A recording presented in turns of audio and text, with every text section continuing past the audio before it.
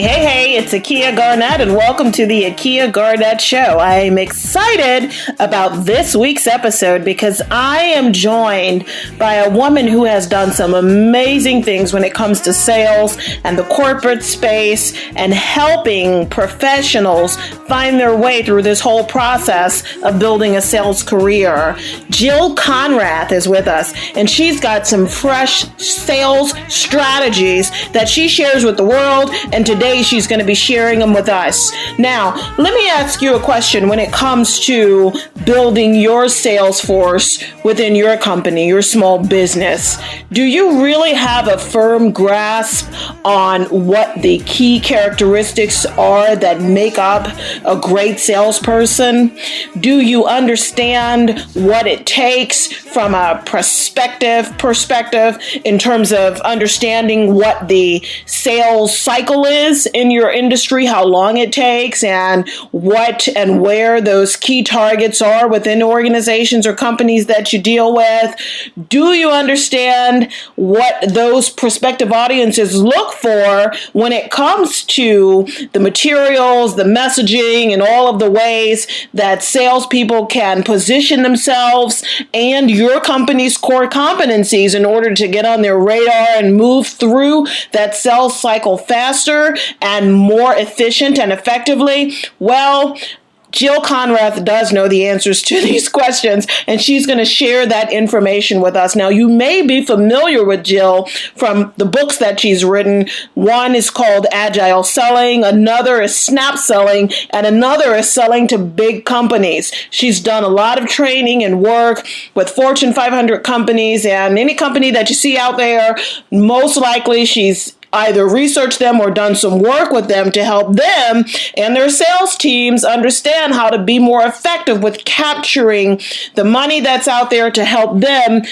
of course, do better at the bottom line. And today she's going to help you. So without further ado, I would like to introduce to some and reacquaint with others, none other than Jill Konrath. Hello there, Jill, and how are you? I'm great. Thanks so much for having me here today. Wonderful. Now, what's this thing about sales and relationship management, Jill? Because one of the things that I know you say is that if you're going to pitch someone, then you may as well just go home. Don't even use the word pitch. You just sent shivers down my spine when you said that. It is the worst word. I hate the word pitch, and I'm going to just take a stand right now and just say, if you think that sales is about pitching, you are really making a serious mistake, because we all hate to be pitched at. You know, I mean, the minute somebody tries to pitch us something, our defenses go sky high and we back away and we just want to get away from that person. And yet that's so often what people think sales is all about. Yikes. And just the word pitch, it's just, it brings about the whole personality that's inauthentic. I mean, when you're pitching, you're really setting up a series of words to sound good to the ear, but it may not necessarily be, of course, authentic, and it may not always be 100% true. It might not. And you know what? The worst thing about pitching is that when people, we're talking about small businesses, when small business owners put on their sales hat, they so dislike it in so many cases because they have to move into that mode, or they think they have to move into the pitching mode. And the reality of it is, pitching is bad selling. Pitching is totally bad selling. And if you're doing it, you're likely severing potential relationships because you're not focusing on what really matters to your customer. And that's really key to being successful in sales. And so I say to people all the time, drop the pitch. I mean, this is about conversations, about how you can help your customers achieve their goals, reach their objectives, and remove obstacles that are in the way. You know, Jill, and it's just so contrary to what many CEOs and folks in the C-suite know. They know that when they bring someone on board, within a short period of time, they'd like to see them produce a pitch, or they'd like to see them produce the ability to speak well of the company and the products and services or verticals that they're covering. Right. So how do you help them, first of all, understand that that's really not the best approach if you're going to build an authentic relationship with your target audience? One of the things that I say when I talk to business owners, sales leaders, sales executives from small and medium-sized companies is look at your own behavior and how you respond to people that come at you talking about their stuff. I mean, the reality of it is they shirk away from it just like everybody else. I mean, if somebody calls them on the phone and tries to pitch them wants to tell them about their company and their wonderful technology or leading-edge, state-of-the-art, out-of-the-box ideas, I mean, they just hate it and they want to get away. If they read an email with 17 bullet points or even 3 bullet points about how wonderful a company is, they delete it in a nanosecond. And so if they take a look at their own behavior as a normal human being, the very thing that they're telling their salespeople to do, they will see doesn't work. Mm-hmm. So what we really have to focus on is really what does work, and we have to let go of all those old notions about what it takes to be successful in sales, because with today's savvy, well-educated buyer who spends a lot of time online, who Googles anything that they're interested in, they don't want to hear that kind of stuff. Wow. And I want to talk about an upcoming workshop that you've got going on, I think, with Microsoft. But before we do that, can you just tell us a little bit about the work that you've done with organizations such as the Hiltons and the IBMs and the Staples and the Oracles and General Electric? What are some reasons that they engage you? The reality is I'm a bit of a wake-up call for people. I hope like I'm being a wake-up call right now, helping salespeople understand and sales leaders understand that what used to work is no longer effective, and that they have to stop and rethink what they're doing. And that's what I really work with them on, is stopping and understanding things from the buyer's perspective, because it doesn't matter what we want to say. It only matters at how it's perceived by the person we're trying to reach. Same thing about a meeting. If we're having a meeting, it's not about what we want to cover. It's about, is it helpful to the prospect? Does it make them say, ooh, that's interesting? Or does it make them say, go away, I don't need to waste my time with you? And so that's always what I work with people on, how to rethink what they're doing, how to learn new things quickly so they can do it as well. Wow. And so when you're working with CEOs and they are somewhat frustrated because they sit and pull together these wonderful, I'm not going to call them pie in the sky numbers, but what they feel are realistic revenue targets for their new fiscal year. And we're going to be coming upon that real soon, right, because the fiscal year is turning over for small businesses if they're on the calendar year. Right. And they're doing that right now. And there are strategic meetings coming up with revenue targets for 2015. And they come to you and they show some frustration because they just can't seem to understand why their salespeople aren't able to make those numbers. Right, and the reality is, less than 50% of the people are making the numbers. And if they took a look at things from a monthly perspective, they would see that probably, I think research shows that 45.6% of forecasted deals actually close at the end of the month. So this problem is a serious problem year-round, that what salespeople are literally saying, yeah, I'm really confident I'm going to get this business by the end of the month. All signs point to it. Less than 50% of those are closing. So what we have is a real serious gap in terms of what it takes to be successful, and misjudging where people are in the decision process. We have a lot of people who are hopeful that things will come about, but haven't really done what it takes to ensure that it does. And the truth of the matter is the majority of losses today are to no decision versus a competitor. Yeah. And if it's to no decision, what you have is an issue of your salespeople not being able to sell value, because a lot of people say, we want them to sell value. What you really have is an issue of your customer not seeing that there's an ROI for making a change. Yeah. So this is where they just kind of say, we're not changing what we're doing. We're not 100% happy with the solution that we have in place, but it's a heck of a lot easier than going on this goose chase with you. hiring you all and giving you a deal, and then we've got to implement it. It's going to be a headache just to do that. There's a learning curve. We'll just stick with what we have. So you're saying that that's the biggest, competitive competitive force that salespeople are seeing versus actually a true competitor. Right. And so the thing about selling value is a stupid statement because so seldom are we up against a competitor.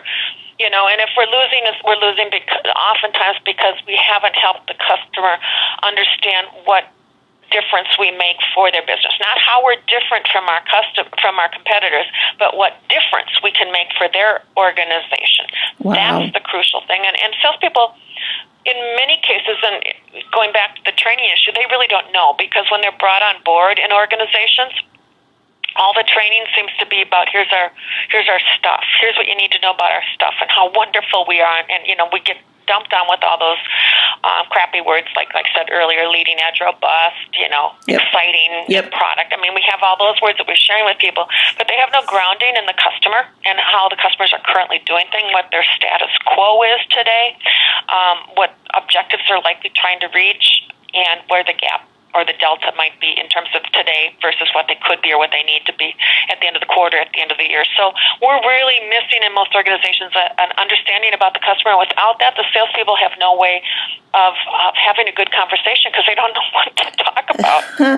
Well, many people would consider, and I think this is true for the most part, sales to be more of an art than a science, and there's not really, at least, I've been an adjunct professor for years now. I've never seen, a real curriculum on sales. Certainly there's business development in some instances, but not really. But marketing and branding and some of those concepts, of course, have more teeth to it than some of the looser things like sales. And I think many times because people, number one, they tend to run away from it. They feel like it's slick and they just don't like it. They feel like they're not good at it. And they just don't understand how to successfully predict the success for themselves and their ability to close opportunities. Right. What are you seeing, or what are some real opportunities for people to get a refined understanding of sales outside of the corporations that they work for? So it's not like some corporation that says, we've got a sales boot camp that we take our new salespeople through, and this is how we train them to sell for our organization. But where can salespeople go just to get a general best practices approach to sales outside of that? Well, some schools are starting sales curriculums, and I know there's probably about 15, 20 schools in the U.S. right now that have sales curriculums and actual majors in the sales profession. But the reality is most of the salespeople that are out there right now are having to learn in real time and working with their prospects or customers right now. Typically when I ask salespeople, what is their favorite book that they've read in sales, a lot of them look at me with, like big eyes, like, well, I haven't really read any books on sales. And the ones who have typically say, well, I always like spin selling. Well, that's like 1980s stuff, it's not today. Or they, in the 1990s, they liked, Tony Perinella's book. I can't remember what it's called right now. But the truth of the matter is the experienced pros aren't keeping up with what's changing, and the young ones are not throwing themselves in to learn about it. And with the immense changes that are going on with our buyers today, it is absolutely crucial that salespeople spend time investing in understanding what it takes to be successful today, and they self-educate. And companies should be constantly, and because we're talking about the small, medium-sized businesses that may not have the deep pockets to bring in their trainers, they should be creating a learning culture, and everything should be about how can we focus on getting better, as opposed to numbers. Make the calls. Got to have this many prospects. The reality is, how can we have better calls? How can we have more effective meetings? How can we have more of our proposals lead to closures? And so we shouldn't just be focusing on numbers. We should be focusing on quality and effectiveness, too. And all this kind of stuff can be done internally in a company if people are reading, if there's discussions about learning. For example, my newsletter that goes out has 130,000 readers from around the world. mean, that's a lot of readers. Yeah. It's a lot of salespeople who are saying, I want to get better at this. I'm not the only one. There are other sales experts out there who have really good newsletters, too. There are companies that put on webinars on a regular basis. Yeah. I mean, salespeople could self-educate on these things. Sales leaders can get their salespeople signed up for these things. They can have wonderful discussions about it. There's just so much that can be done. But the reality is we need a learning culture today. Yeah, I mean, sales organization. Absolutely, and I completely agree with you. And do you think that part of it is because there really isn't, or would you agree that there really isn't an owner globally of the concept of sales and the best practices that are associated with, I don't know if it's an owner or what I would say. It's like the sales culture is so driven to move forward that they don't stop and figure out what can we learn and how can we get better. They're so focused on numbers, closing meeting the numbers, and making the calls, making the calls. And it's partly because companies hire their image of what a successful salesperson is. And if you're a smaller company, you're probably hiring a young, aggressive young guy, young guy who's, really, can work it hard and pound the phones and send out tons of emails. And you think, well, that's just what we want for a salesperson, but that isn't what works. I mean, the reality of it isn't. I mean, I was just at a conference where somebody was talking about inside sales teams. And a lot of companies are hiring inside sales teams, not, that mostly spend time on the phone, which is smart because most customers don't want to meet in person these days. So they'll hire an inside sales team, and they found that, get this was fascinating to me, that out of all the people on these inside sales teams that they're analyzing, the top 10% are usually the guys.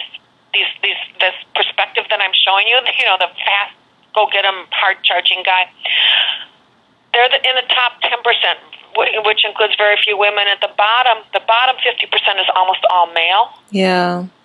And the rest of the top 50% is primarily female. So females are doing much better on inside sales than men, with the exception of the very top performers.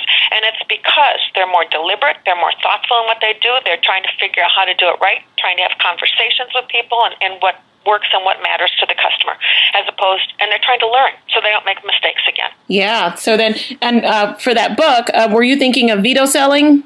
Yes, Selling to Veto was the 1990s book that everybody read. Yeah. Now, I mean, let me ask you, because in the past, and it's still happening today in lots of organizations and companies, of course, you were held accountable for making X number of calls per day, sending X number of emails per day, and before emails, it was, of course, faxing or whatever you were doing. Right, whatever you were doing. Yeah, and reporting out that you had X number of contacts or connects per day. Right. What does that look like now in your eyes? Because clearly we know that it's a numbers game, but how has more substance been added to that process? Unfortunately, in many companies, not a lot of substance has been added to that process.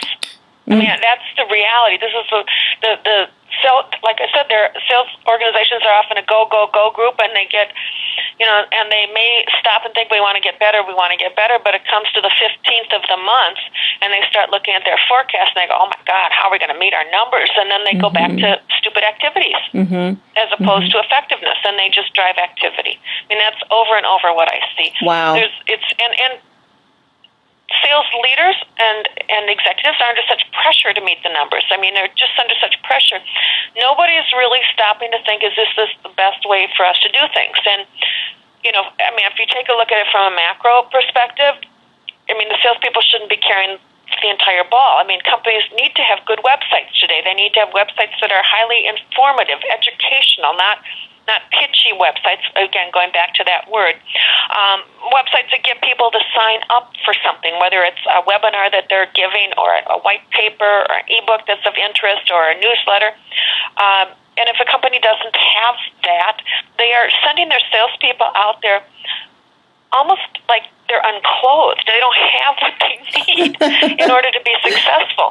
And these same things that companies can generate from their website become educational tools that their salespeople can use to connect with people and position themselves as is somebody who cares about the customer and is focused on helping them and has some ideas or resources that could be useful. Wow. So, I mean, you've already given a lot of indirect tips, but I'm going to ask you specifically for first quarter planning. And like I said, this is fourth quarter for many small businesses. They're thinking about first quarter. They want to start off strong.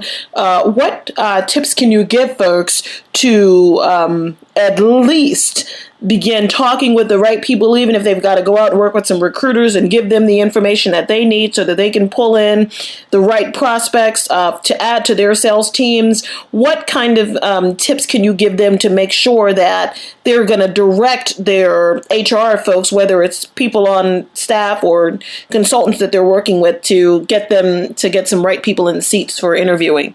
Yeah, what you really want to look for is, well, I mean, certainly there are certain, if you can get some people from your own industry or the company type of industry that you're selling into, that is always helpful. But I think more than anything, you want to look at a track record of success if possible.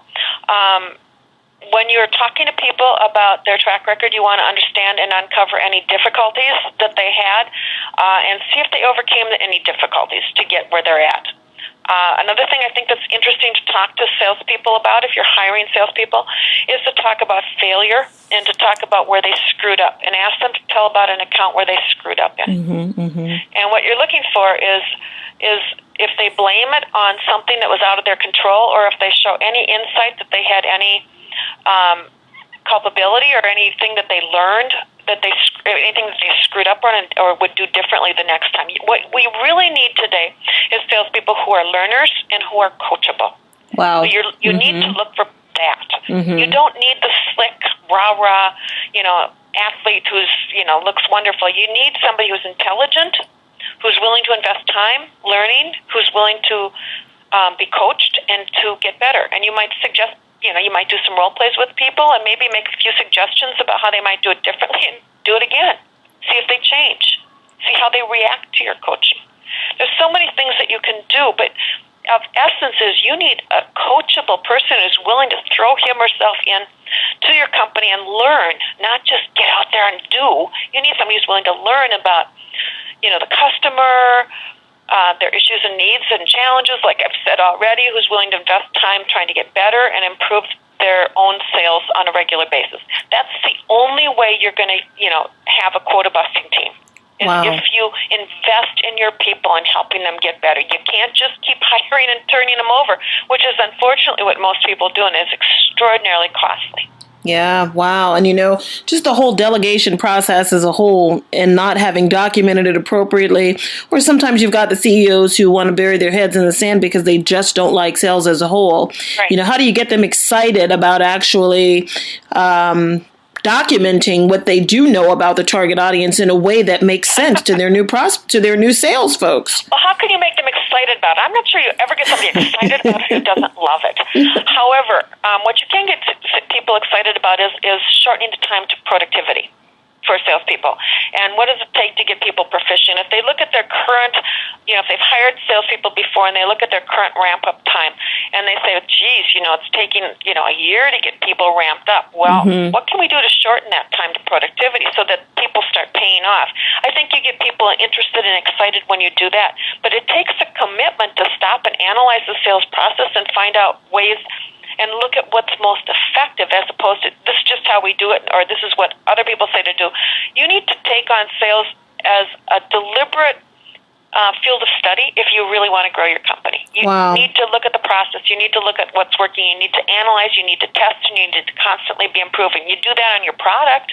But, if you don't do it on sales, that's stupid. I mean, that's like, you're missing the boat on the whole revenue engine of your organization. Sure. Wow. And then so when you have, folks say you've got these solopreneurs or you've got companies that have been pretty successful, but they have had either their chairman of the board or their CEOs out there as the major rainmaker, and they decide, okay, it's time for me to, really beef up our sales force.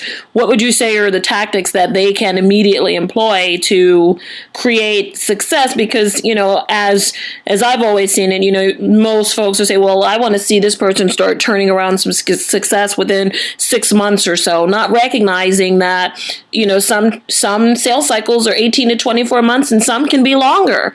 Right, and also that the person who has been the CEO driving the business has been in this industry for a while and has a depth of knowledge that other people don't possess. So you need to stop and say, what does this person need to know in order to be effective with today's customers?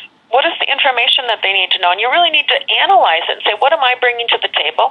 Now, this person doesn't have all this insight that I do because of how long I've worked with these similar problems. How can I, help him or her understand this? And you really need to realize that, when you hire, Joanne and John for the job, they don't have what you have, and they're going to fail if you just expect them to pick it up. So you have to really treat it as a study in stages. What do they need to learn first? What do they need to learn next? I mean, one of the things that I talk about in Agile Selling, which is my recent book, is the step-by-step onboarding of people. Yeah. You cannot dump a ton of information on people at one time. You have to spread it out over time, which means you need to do a serious analysis of what comes first. What do they need to know first, more than anything? And then what? And then what? And then what are the skills and what works? And you might find, too, that as a senior executive in the company or as a founder of the company, that what worked for you won't work for them because you have a PhD or you have been in the field for 17 years and you know so much. You need to give them some tools that they can leverage you, that there might be informational resources that they can do. So you really need to stop and not just hire and run forward hoping for somebody to offload the task for you, but, really think about it from the standpoint of, if we want this to be a successful endeavor, what do we need to put in place? Wow. And so what exactly is an agile sell? An agile sell. When I talk about agile and agile selling, it's really about being quick. And I've been focusing for years on how to help people learn things quickly. So an agile seller is somebody who can learn things quickly, recognize when things are changing, and learn what they have to learn next in order to be successful when things change. I mean, when the marketplace goes up, when the economy goes down, when a customer goes through a merger, all these things are transitional things. New products and services, new compensation plans, all those things are changes. And what do you have to do in order to be successful? What do you have to do when your customers know more about it, what you have, what you're selling than you do if you're new? That's scary. But you have to help people understand that kind of stuff. An agile seller learns quickly, responds quickly, changes quickly. Wow. And so that's different. And I think, am I right, that Snap Selling, another book that you wrote, was that put out in around 2010, right? Right. And Snap Selling is really, what's interesting is Snap Selling is about the how-tos. Snap selling is how to deal with a crazy busy customer. It's what do you say to get somebody on the phone when they don't answer it? What do you say, and how do you deal with things when a customer doesn't want to change? They say like they're going to change, and then they disappear into a black hole. Okay. That it's really very skill based for what does it take. It's a process that these executives would need in order. It's the process for selling. Whereas agile selling is the process of learning it quickly. Wow. That's just great. And that's a great way to help us understand the difference between the two. Thank you so much. Now, when it comes to the other book that you wrote, which is Selling to Big Companies, the really interesting thing about our show, and we're out of the Washington, D.C. metropolitan area. We're a nationwide show. And of course, we've got some international reach as well. But the really interesting thing is, of course, we're in the business to government space. So there's a lot of B2B, which is business to business, as you know, and then there's a lot of B2G, business to government. And one of the things that business to government portfolio owners tend to think about somewhere in the, fifth, sixth, or 10th year of business is, I really want to diversify my portfolio. I want to get my hands on, some opportunities in the commercial space, and learning the ways in which the commercial space or big companies go about the actual sales cycle process and entertaining new prospects and vendor recruitment and all of those things is a lot different from government. So not necessarily on the government side, because I know our audience tends to be focused on that and understand that. But what would you say are some characteristics of that sales cycle in the commercial space? I think, first of all, when you're looking at the corporate decision maker, they have high expectations for you. And if you have not invested time learning about their organization, ahead of time they won't meet with you. Mm-hmm. They're so overwhelmed with work, they will meet with nobody unless you have given them a valid reason, which means you have to invest time. studying who they are, learning about their organization, coming up with some ideas about how you might help them achieve their goals. And you might look on the outside and say, well, I don't have a clue. You have to have a clue.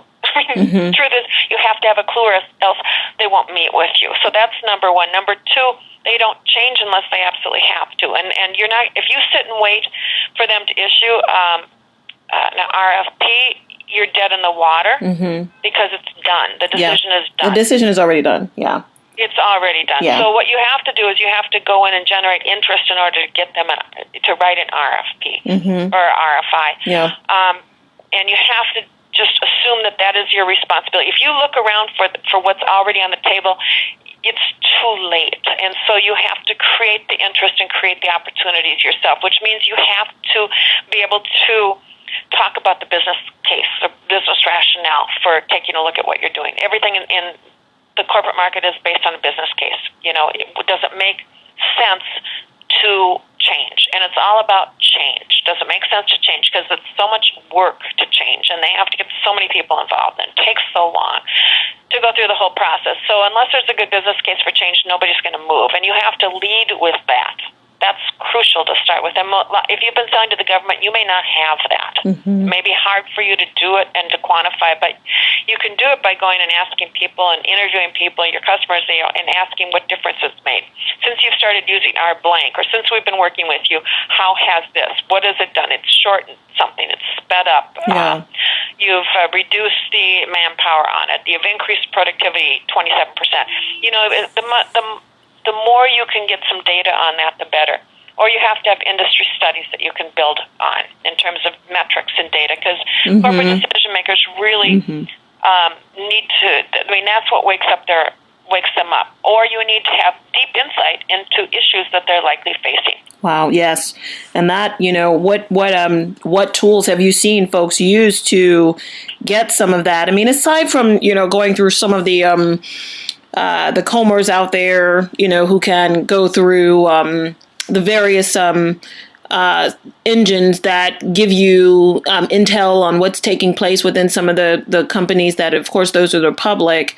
What other ways have you found that are, of course, ethical ways for folks to find out what's happening inside organizations? Yeah, one of the things that I think that's really important is you need to, really be clear on who your target market is. And so if you've been, for example, selling software into a certain part of a company, maybe in an engineering area, and primarily in the government, I mean, you can assume that the engineers in government are facing some of the same challenges as the engineers in the corporate environment, because the challenges of working with different things are oftentimes the same. So you can make some assumptions.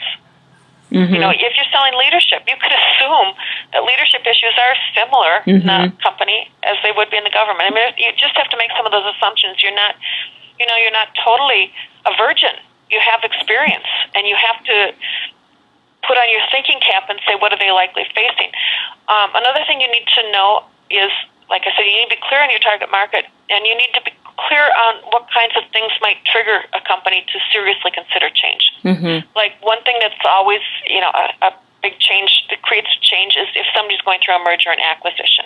Another huge change driver is new leadership. Yeah. Anytime, for example, in IT, I was talking to the CEO of discoverorg.com, and they have a whole list of all the IT people in companies in just about every type of IT thing you could want.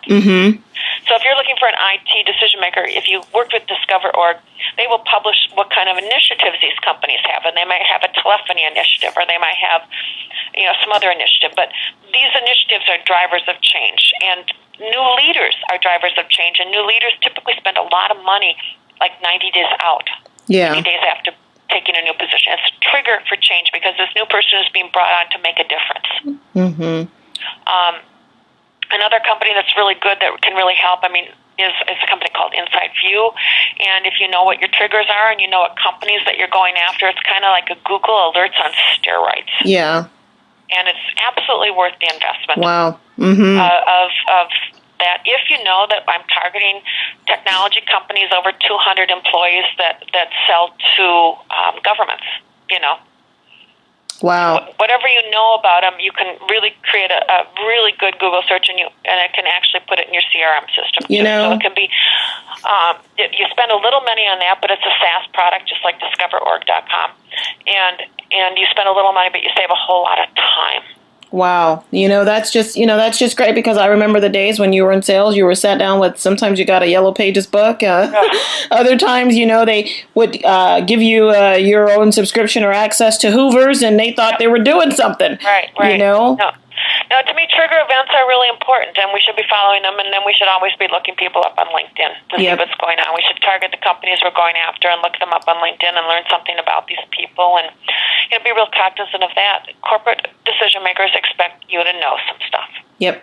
Precisely. So there you have it, guys. Now tell me a little bit about the webinar that you're doing with Microsoft, Selling Productively to Buyer 2.0. It's really taking a look at, how the buyer has changed and what salespeople can do differently to be more successful with today's evolving buyer. And really, the reality is we have an educated buyer, and they don't want pitches. Like, we're going back to that again. Mm-hmm. So what does it take to work with these people, and what tools are out there to be available to it?